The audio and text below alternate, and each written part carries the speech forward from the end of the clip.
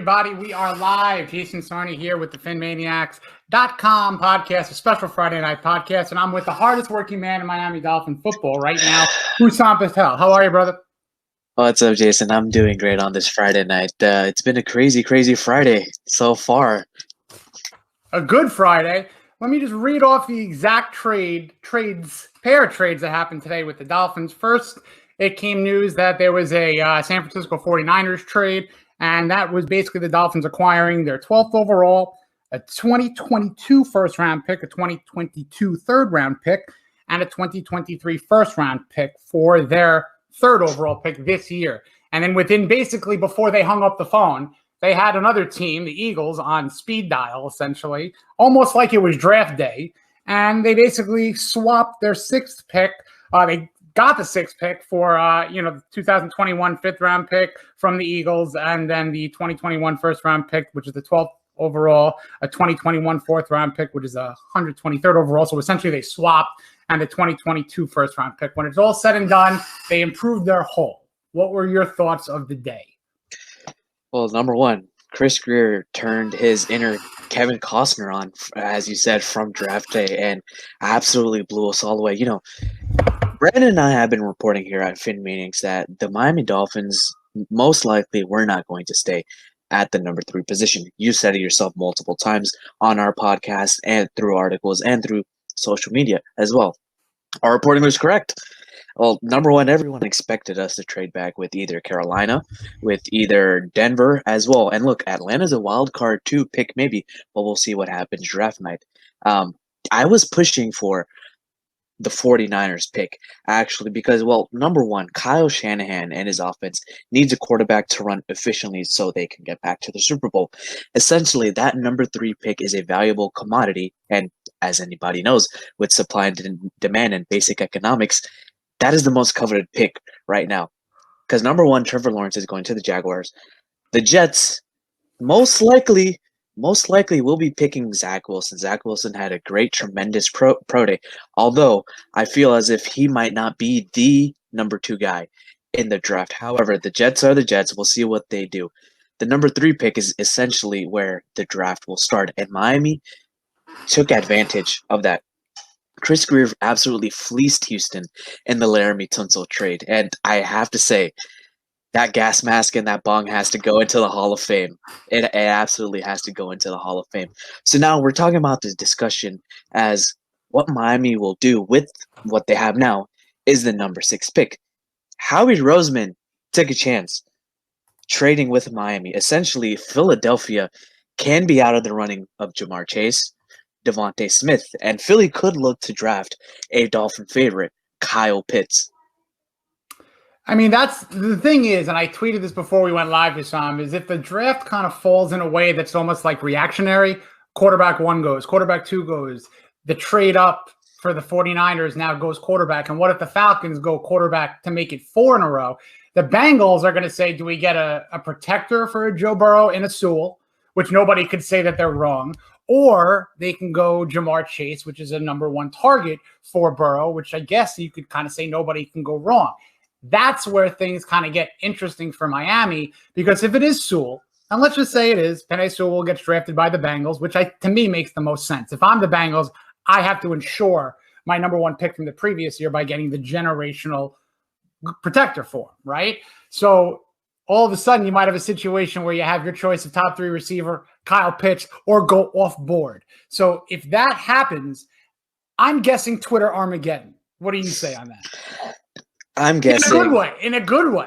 In a good way, essentially, you have all these elite players who are available. Who is Miami going to choose? And I second what you're saying as well, because Atlanta might be the factor at number 4. Either they stick with Matty Ice and pick either receiver, Penei Sewell, possibly, although don't question Atlanta what they might do. They could pick Ja'Marr Chase to pair up with Julio Jones and Calvin Ridley and form a formidable wide receiver corps in Atlanta. Cincinnati, they did sign Jonah Williams and they did get Riley Reef. However, the Bengals' offensive line still needs help. And Jonah Williams and Riley Reef are versatile as they both can play guard. You've seen it in college. We've seen it in the NFL as well. Panay Sewell can be that guy for the Bengals at the left tackle position because Zach Taylor loves to run a lot of screenplays, and that's exactly what Panay Sewell was good at, and he likes to run the ball as well. Now, let's say Cincinnati does not take Panay Sewell. I think the Bengals will pound the table for Jamar Chase, and Joe Burrow himself will get his favorite target back from his national championship days at LSU, making sure that, he has that already built-in chemistry. Now, with Miami with the number 6 pick, when we're talking about chemistry, you have Devonta Smith available. Smitty the superstar, as I call him. He already has a report with Tua. The Miami Dolphins, I guess you could say, liked him a lot at the Senior Bowl, and he even took the trip to the Senior Bowl to talk with Brian Flores and Chris Greer and have a couple of interviews before the Senior Bowl. Now, I wouldn't rule out another trade back with Carolina or with Denver either. If the Dolphins feel like they could get Devonta Smith or maybe another wide receiver, let's say they pass on Jamar Chase, Kyle Pitts is still available on the board.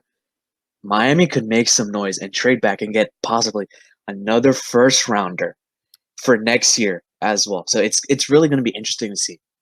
I'm going to welcome in Brandon Liguori. He does some great work throughout the season and, of course, has been doing pod work on a scouting combine show with Hussam. Brandon, happy Trade Friday. What's going on, guys? Yeah, those two deals that involved the Miami Dolphins this afternoon, it felt like draft night was tonight, right? I mean, it didn't really feel like today was March 2026. The deal that really shocked me the most was, which maybe I don't know necessarily if you can say shock because maybe a lot of us had thought it would happen, but Miami falling back really only 3 spots to get all that compensation. You really have to tip your cap to Brian Flores and especially Chris Greer. 100%, and it's kind of a trade strategy that I've been praying for. I've been calling it robbing Peter to pay Paul. You accumulate all these picks from someone, and then you look at this free house money, and then you just go to another machine if you're in a casino and you try to make a little bit more profit. And that's exactly the kind of correlation I've been putting to Chris Greer. And there's an amazing amount of options that they couldn't go. And especially when you look at the intangibles by bringing in picks from the next draft, the year after that, they could use essentially those picks next year to bring in a player week 4, 5, 6 prior to a trade deadline. They could make more moves attaching to a player if there's a cap situation, not, predicting, maybe speculating. Let's say a guy like a Devontae Parker. There's a lot of wide receivers in that room. If you trade him and one of those picks that you just got to try to get something else in 2021, that's something to look for. I mean, I don't think that they're done. Hussam, do you think that Chris Greer is done? And I'm not saying with the 6th pick, moving that around. There's a lot more assets that he can move around. Is Chris Greer finished before draft night? No, he is not. Good answer. And as you said, Devontae Parker could possibly be moved. He could be a cap casualty, but we'll see later on. Possibly, he could go to the Baltimore Ravens, bring in a nice group of receiving corps to Lamar Jackson. Miami could essentially flip that pick, maybe for pick number 18 or maybe a second rounder to get another wide receiver. This class of wide receivers is super, super deep. And if you haven't looked at PhinManiacs already, I just put out the trio of Trojans, and I really highlight Amon-Ra St. Brown. He's that slot receiver kind of guy that Miami has been missing. He's kind of like Juju Smith-Schuster, who is also a former USC Trojan. So maybe Miami could take a look at that in the second round. Another thing I want to bring up, and I want to bring Brandon and you on this, is there's been a lot of chatter, you could say, about one, maybe possibly two Miami Dolphins corners. Xavier Howard and Byron Jones, have a really, really big contract as well.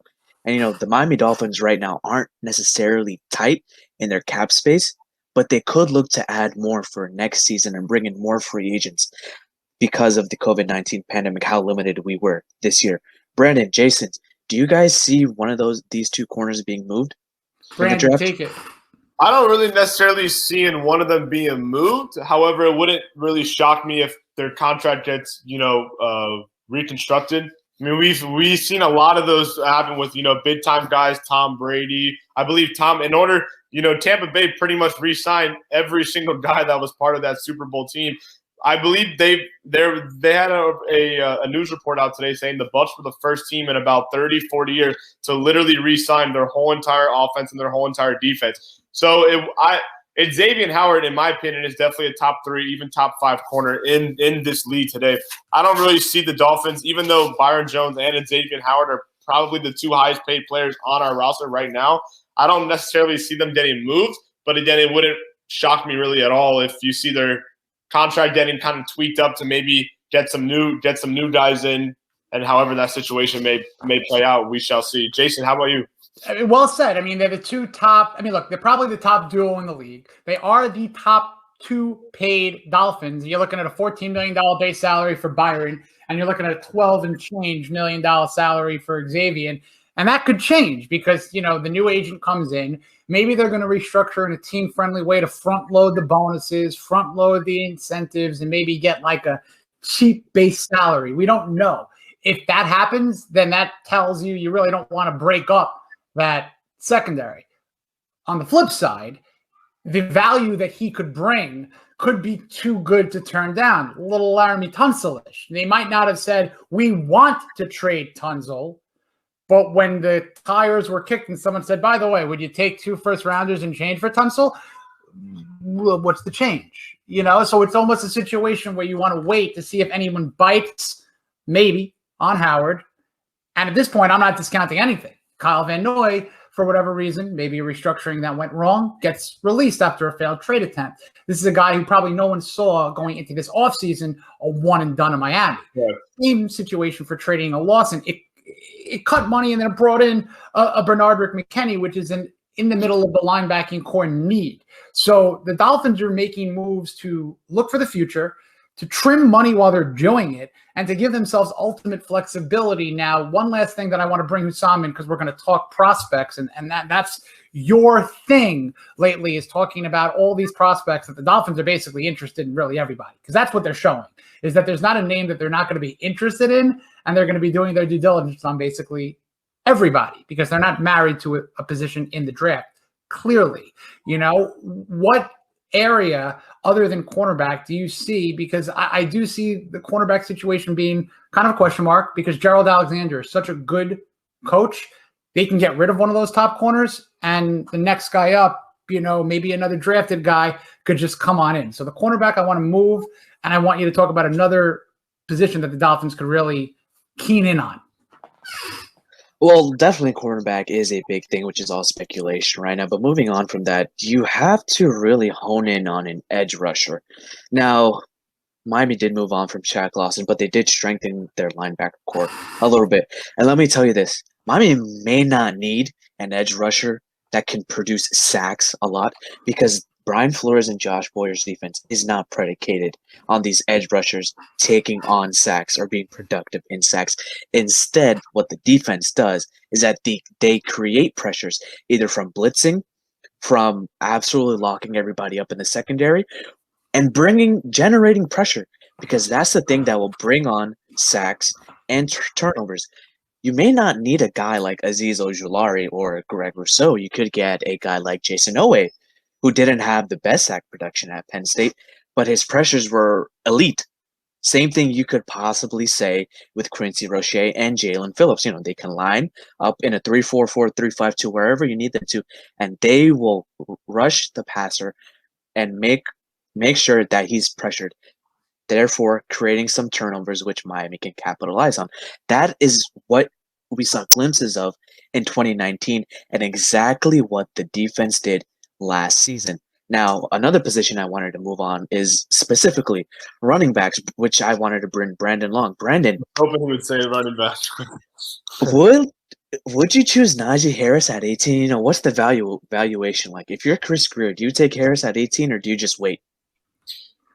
It's a running back's definitely a position of need, right? So where did the Dolphins go? Najee Harris, who I watched him in the SEC title game against Florida, and I watched him in the 2021 college football playoff national title game versus Ohio State.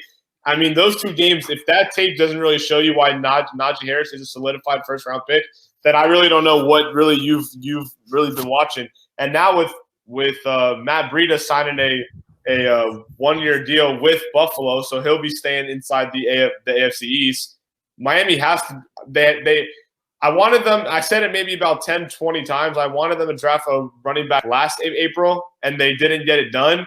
Well, now with April coming up, I believe it's 33 days until the NFL draft. You got to go running back. You got to go wideout. You got to go edge rusher, and you got to go running back. Those are three positions that if I were the GM, those are the three positions that I'm glaring my eyes and I'm trying to get married to. Those three solidified positions before the Dolphins' name is called on NFL draft night.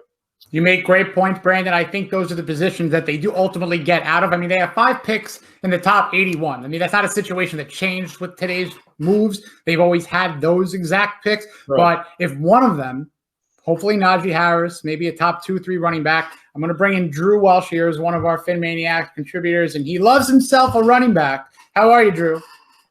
I am doing great. Just got back from watching some lacrosse.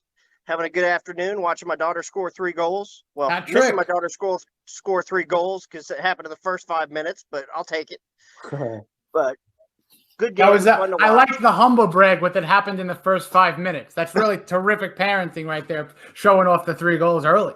I love it. Well, the good thing is after that, she started passing to other players and actually, letting some other girls that hadn't scored before score. So I was actually pretty proud of her for that. And her celebrations with the girls that hadn't scored was pretty awesome. Love it, man. Love it, man. So let's transition and keep from lacrosse to football in terms of, a score that your daughter did well, like a Jim Brown, and then transitioning to running back. You see what we did there? Because he played lacrosse too. So talk to me about who you want as a Dolphin fan in a realistic sense in the running back position. I honestly think this draft is actually full of a lot of different options. I mean, Najee Harris is definitely to me personally, the premier back because of how well he can receive. He leaves that X factor of being able to line up as a wide receiver if you need, that not every other back is really going to be able to do, but he can still pound it between the tackles. You got Travis Etienne, who I think can do some of the pounding, but not at the same level. But he's got that spark with his feet. It's just 18 is just so rich for a running back in 2021. That's the one thing that throws me there. And then you've just got a ton of backs after that. Javonte Williams. I mean, even further back, a Trey Sermon, I think, still ends up being a very good NFL running back. Optimally, I wouldn't be upset if they went Najee Harris at 18 and also got another guy later in the draft as well to make sure they hit on the position. And that's one thing they definitely have the advantage of doing right now is they can double up and improve their odds of hitting, because that's one of the hardest things to do is hit twice and hit. But if you hit one of your two, you're looking pretty good. You made good points there. And the Dolphins fans, I mean, we're kind of getting spoiled with multiple first-round picks. It's going to happen for another couple of years. And maybe even they use assets to get a third first-round pick this year again, which I really don't think is out of the question. If you package a player and maybe one of those second-rounders or even one of those picks from the Niners or what they obtained throughout the last couple of weeks, it's not out of the question to get more top 32 selections. So with that said, I want to bring in one more of our PhinManiac writers. He does some fantastic work. Shawn Williams. How are you, Shawn? Good. How you guys doing tonight? We're a very pleased bunch of Dolphin fans. I could speak safely for the crew here. And I know you have your thoughts, and I would love to hear them. I loved the first trade.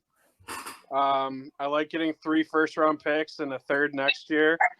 I don't love the second trade, but if they have a guy that they're convicted about, then more power to them. I trust their instincts. So I think that looks good. I liked having the extra firsts next year and the year after in case we wanted to package those to go out and get a veteran like a Danielle Hunter, something like that, because we don't need 9 first-round rookie contracts on the cap, and when they're all coming up at the same time, that's a lot of money. But now it looks more like the plan was just to get the insurance for Tua in 2 years. So, which I won't complain about that. Just expected to get a Colts type haul for that pick. Didn't end up that way, but if we hit on our picks, then can't really complain. If I'm looking at some other intangibles, I'm looking at, you move down from 3 to 6, you're saving a couple of dollars in the cap. That's one thing. You made a great point with having that stock of picks for next year. That's really not going to hit you if you want to go out there and get a player, week 5, whatever. And there's just a lot of other things that just make sense that Grier is not finally, but like really being the bully now. I mean, now he's just kind of messing with the board. It's fun. It's fun now. Now is who made the point? I think Brandon made the point that it feels like draft night now. And it really, truly does. It kind of stinks. Like, again, you mentioned, Brandon, 33 days? But I think a lot. 33 days. Mock drafts are going to be a little bit of a different flavor because they could change in 4 days. So, Hussam, what are you thinking, in terms of potential moves? Are there any shocking moves? I tend to think there's a shocking move that's still going to happen. Do you think there's a shocking move that we haven't even mentioned yet? Well, definitely. I love your point about the mock drafts because, hey, I have waited. I'm going to be waiting until at least 2 weeks or a week before draft night to release my mocks because I know how crazy the NFL offseason gets. The free agency was crazy, and you knew what was going to happen before free agency officially began. Just like how Brandon's saying, it already feels like it's draft night. Shocking move is what we talked about with the cornerbacks with Xavier Howard and Byron Jones. I know Shawn may not be the biggest fan of that because, look, Xavier Howard is one hell of a player. He's a franchise corner for the Miami Dolphins. Elite. He's elite. He's the reason why the Miami Dolphins won a couple of games. Now, I do hope Chris Grier and management do intend to restructure Byron Jones and Xavier Howard's contract, front load that contract with guaranteed money, keep them, and develop the cornerbacks roster and keep the defense intact where there's not such a big change. Offensively, I think Miami could be possibly in a bit of a surprise where I don't think it's going to be a quarterback switch or maybe an extra wide receiver through free agency. I think Miami could possibly look to trade and maybe even solidify their offensive line before draft night, whether it be center. I know we just picked up I'm sorry, I'm blanking on the name. I know we just picked up Ravens. Matt Skura from the Ravens. And, I think Eric Flowers could possibly be moved either for a pick, a player swap, or maybe just ultimately cut to save money. I think that might not be the biggest shocker, but I do believe it might be coming. Brandon, what say you? I don't really know guaranteedly if a lot of people have brought up this guy, Jakeem Grant, right? Because the Dolphins bring in Will Fuller. So Will Fuller should have – the Dolphins want to get a deep playmaking wideout, right? Tua's obviously going to be the guy in week 1 of the 2021 season. So then they go out, sign Will Fuller. So is that now going to diminish Jakeem Grant's role? That's the one guy that I'm looking to see. And another big name that I'm looking to hear for, even though he's not on the Dolphins, Desean Watson, right? Is he going to be Houston's starting quarterback come week 1, or is that going to be another big name that hits the market maybe next week or 2 weeks, or who knows? That's definitely a conversation for a whole other day, the Watson situation. So we really got to watch how that plays out. Ultimately, I'm always going to stick with that, build around Tua, and it seems that that's what they're doing. But to get back on Grant, again, this is all speculation because all we're doing right now is we're speculating. We're looking at the team with our own lens. And we're making our educated guesses because that's exactly all that they are. And I think that the Dolphins would probably go up to a Jakeem and say, listen, we got a very packed wide receiver room, but you're the best punt returner that we have. So that's going to be your job. And then you see how he reacts. And if he's going to own that and become that lone punt returner position, which he's an all-pro at, and just stick with that, that's fantastic. But if there's a stink that he wants to play wide receiver or whatever, Then that's it.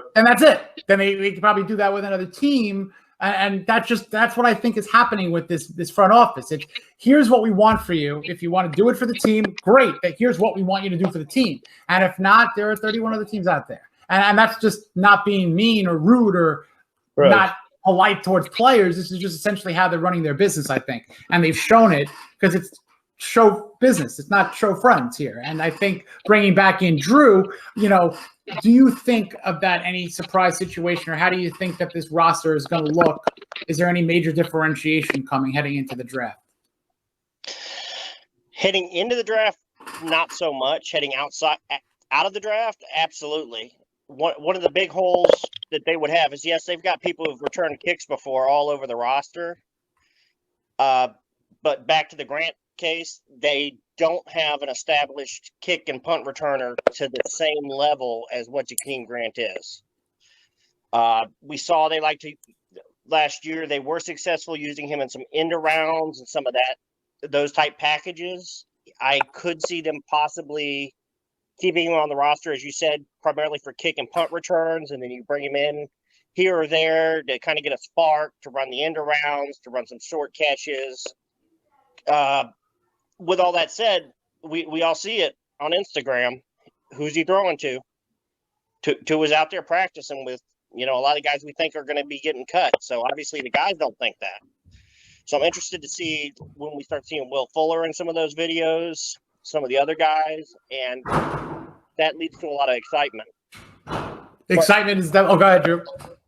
But there are so many. There are so many players at every single position. They're bringing in their 90, but there's going to be cuts, and there's going to be the guys that we all like, and some of them aren't going to be on the roster. That's part of becoming a better team. Some of the guys we like that came into USDFAs that have kind of hung out, they turn into either depth players or they move on. I mean, and we've got other draft picks. We got to see. We don't know what has happened with the Jason Strobridge. We don't know what's happened with the Tyson Render. So all those guys were on the roster last year, and it's very interesting to me that they felt okay with the cuts they made. But I mean, they've got so many picks coming up this year early.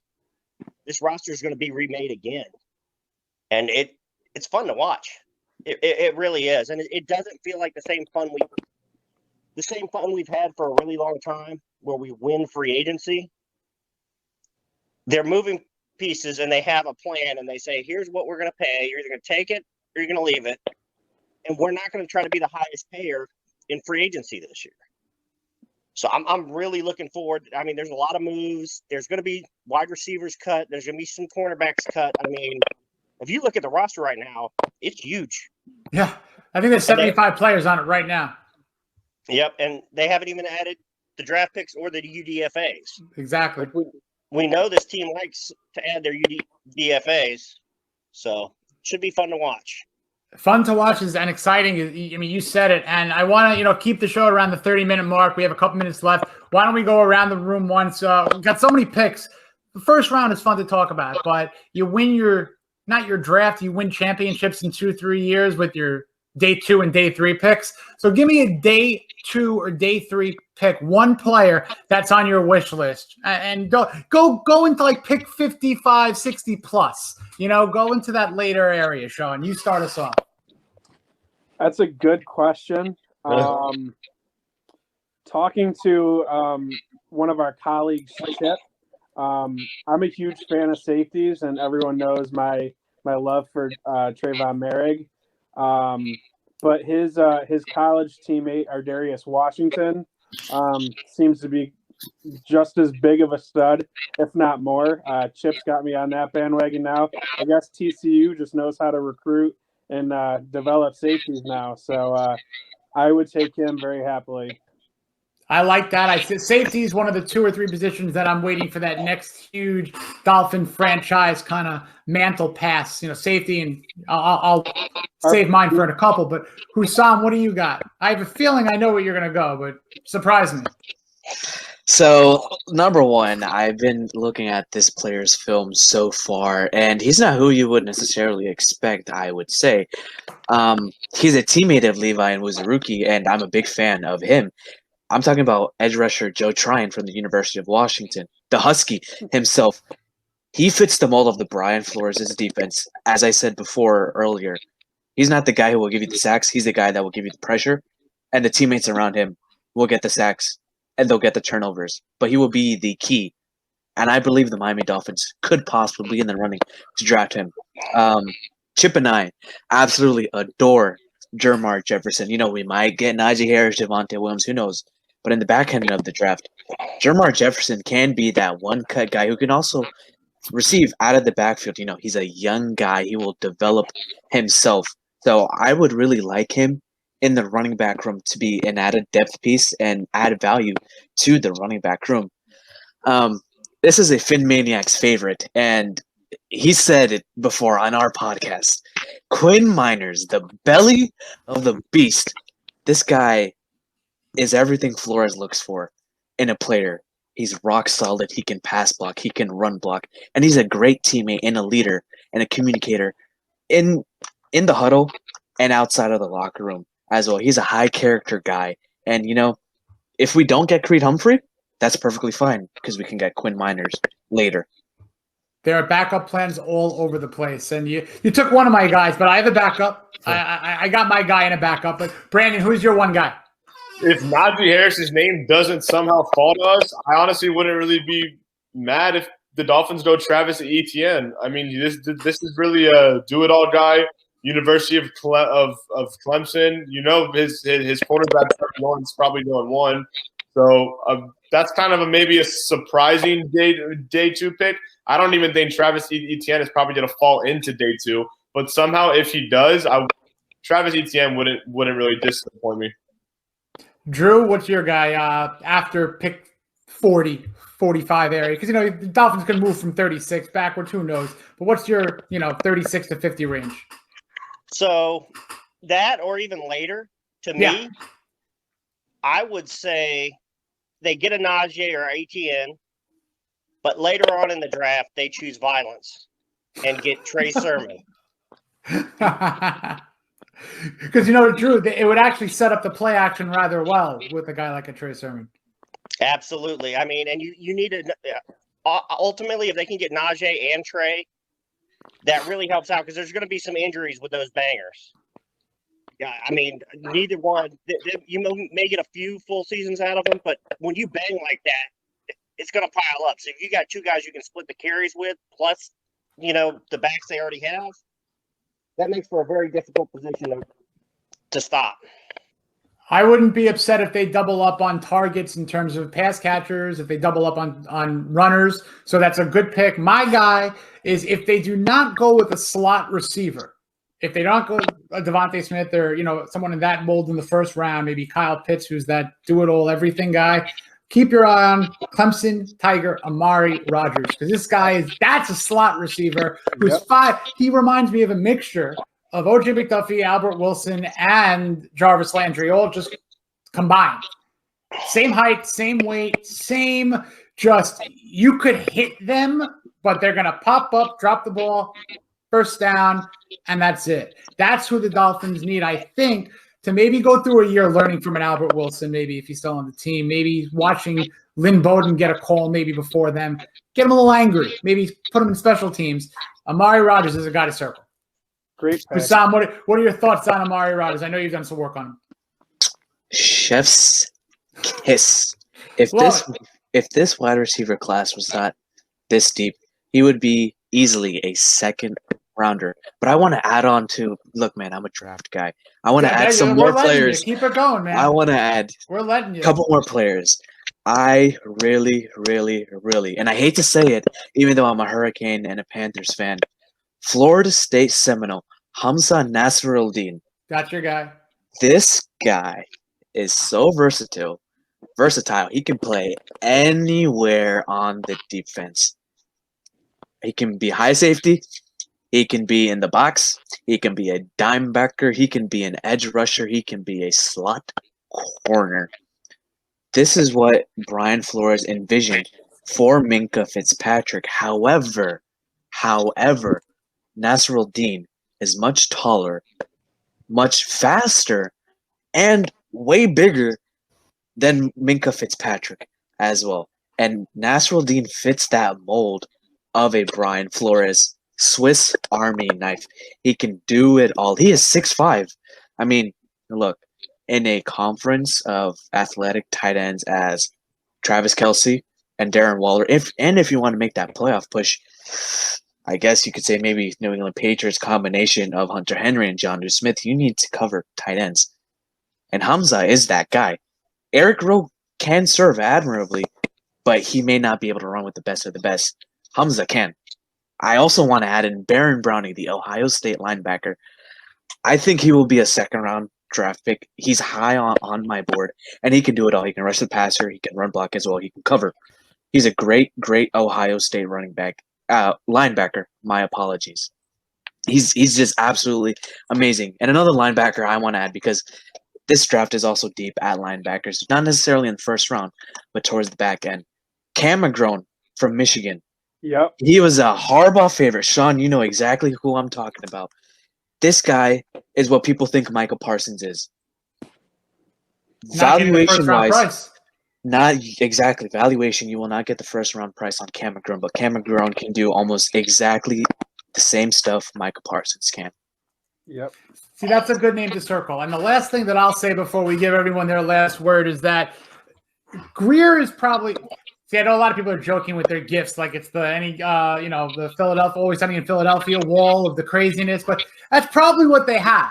Is like, all right, if this is available, we're going to go running back, edge, linebacker, if this path goes. But then if someone's drafted, they're just going to go on to plan B and how that thread kind of goes. So I think that there's going to be a ton of different plans for them. They're not going to be married again to a certain player. They're going to be prepared for scenarios. And I think that as Dolphin fans, we should be very patient, which some have been. Look at what's happening.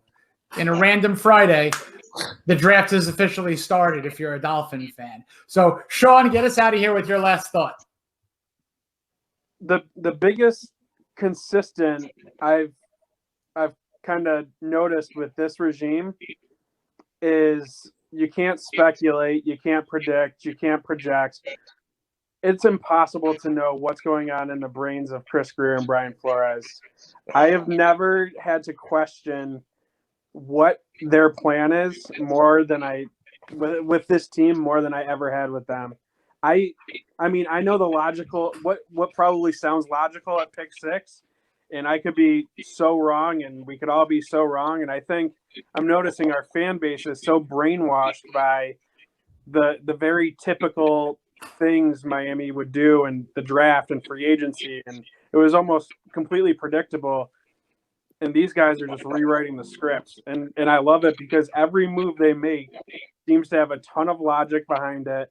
It seems to be very fit oriented. Couldn't be more excited to potentially go to the draft and see what the culmination of that plan was. It's such an exciting time to be a Dolphins fan. It really is. Well said, Sean. Hussam, take it what your last words are. Brandon, I want to ask you this since we both live down here in South Florida. Could we have two Godfathers down here in Miami? Hey, we saw what the Heat did, bringing in Victor Oladipo. So we'll see. I mean, these both, they're just wheeling and dealing, and as Sean said, it's a ton of logic, saving a lot of money. And I do want to tell you this: in free agency, you fill holes. Through the draft, you build franchises. That's absolutely correct, and that's exactly what they're doing. Brandon, what are your last thoughts other than the Godfathers? Last draft, it was the Dolphins found their hope to be franchise-changing quarterback, right? Well, now this upcoming draft, the Dolphins, are they going to find that franchise-changing wideout or that franchise-changing running back? So, hey, 33 days away. I honestly cannot wait. April 29th is one. I'm honestly counting down the days. It's well said, Brandon. And to give you the answer, why not both? Yeah, right? What do you think, Drew?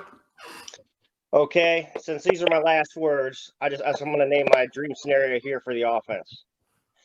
Kyle Pitts and Najee Harris. They line up, they run the ball, they start playing smash mouth football. Teams running their heavy set. Well, guess what happens now? You can line both of them up at wide receiver. You go with a hurry up offense, and they're on their heels. The versatility and just the opportunities they have to build a team that does all sorts of stuff with the Lynn Bowdens, the Jakeem Grants, the Malcolm Perrys, the guys they already got on the roster, and you add that to all these new draft picks. They can do so many different things, and they're going to hit teams in ways that they're not expecting. And I am here to see it. Fins up. Well said, Drew. And guys, thank you for joining us. Hussam, Brandon, Shawn, Drew, everyone out there, please check out their work. These guys work tremendously hard. They put out quality content, and I really think they're just getting started because we're not even in April yet, and we have 4 full weeks to cover this draft. And thank you for everybody who comes to PhinManiacs, checks our shows out. Have a terrific weekend. Maybe we'll get another deal out of here before we get to Monday. Fins up, everybody. Have a good one. Fins up.